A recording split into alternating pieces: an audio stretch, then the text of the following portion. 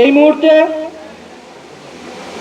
মুখপাত্র এবং সাংগঠনিক সম্পাদক পদের ফলাফল ঘোষণা করবেন বৈষম্য বিরোধী ছাত্র আন্দোলনের প্রথম কাউন্সিলের নির্বাচন কমিশনার মোহাম্মদ রাকিব।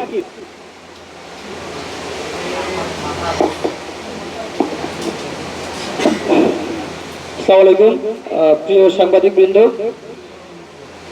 বৈষম্য বিরোধী ছাত্র আন্দোলনের প্রথম কাউন্সিল মুখপাত্র পদে ভোট পড়েছে 23টি।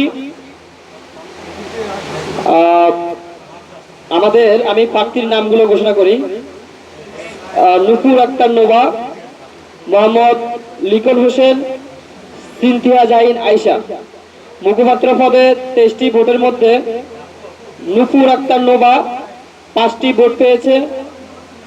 আমি আবারও বলছি, নুপুর আক্তার নোভা 5টি ভোট পেয়েছে।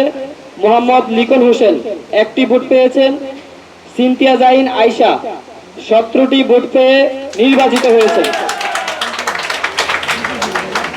আমি সাংগঠনিক সম্পাদক পদে ঘোষণা করতেছি।